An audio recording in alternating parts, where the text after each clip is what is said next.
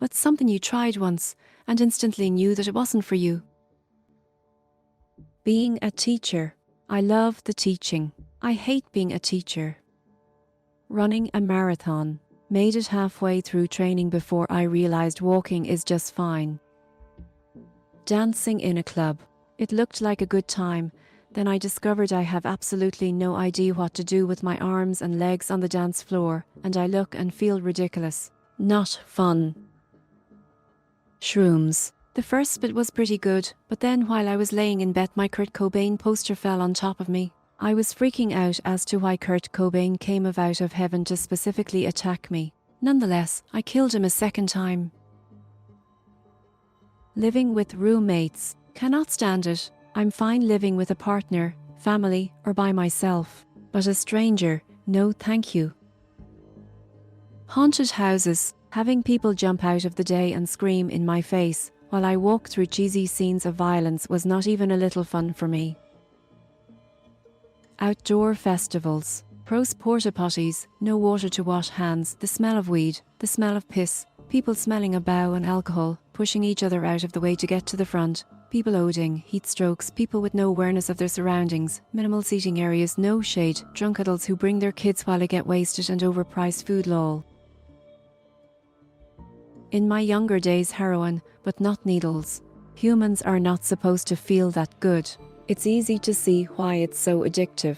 It was a one and done thing, as I could easily see it could escalate quickly. Sweet potato fries. Everyone always tells me how great they are, but if you want fries, get fries. You can't beat the classic. Bowling. I sucked. I'm a pretty decent all-round sporty athletic fella, but I knew that was not my thing right away. There is not a worse feeling than having to turn around to your friends and walk back to your seat after you just bonged. I don't even give a shit about bowling and only bowl when it's like a party or something. I can't stand the shame of that walk. Owning a pet for me. Had 2 kittens for half a year, and it was the worst time of my life. I was a responsible owner, took good care of them, but hated that I had to do it. Eventually I found another owners for them and felt no regret or longing. Sometimes I even have nightmares that I have a cat at my home again. Sales.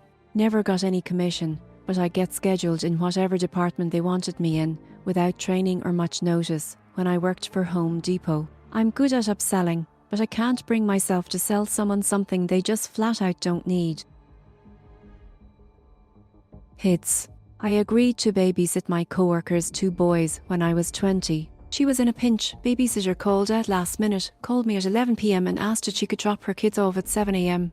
By 9 a.m. I realised I never want kids. Almost 20 years later, I've never been more sure of something. Gambling. Went to the casino once on my 18th birthday, lost $4, got up and left. Pointless lol, I could have lost that $4 to something useful like a beverage or a meal at McDonald's before inflation, when you could get a meal for less than $5. Fitness boot camps. A friend convinced me to go. Exercise with people and have people yell at me? Fuck off. I got so visibly irritated with them that they stopped the boot camp shit whenever I showed up at a station and just let me do the exercise. Never again. The military. 1 active duty enlistment and done. Will never be desperate enough for that. Milking cows. Was told it was good money, it was minimum wage, and I managed 2 days before my body was far too sore for it. Hats off to people who milk every day. Those cup things you put on the udders are heavy. Cold calling. Applied for a job at my university when I was in college, where you basically just call alumni and ask them for donations. I quit after my first training shift. I hate bothering people, and I know I would hate it if I got cold called by someone asking for money. It seemed like a pretty easy job with a decent amount of downtime to study while on the clock, but wasn't for me at all. I had to take an accounting course for my law program and it's a hard no. I've always been bad at math, but even my teacher explained you can be bad at math and good at accounting, which is true. I figured it was just as simple as data entry. You just make sure to put the numbers into the boxes. My stepsister has a diploma in accounting and she's a high school dropout and failed grade 10 math 3 times. I figured if she could do it, I'd have no problem. Even with clear instructions and open book exam, my brain just refuses to accept it. Accounting to me reminds me of going deep sea fishing. I'm a newfie.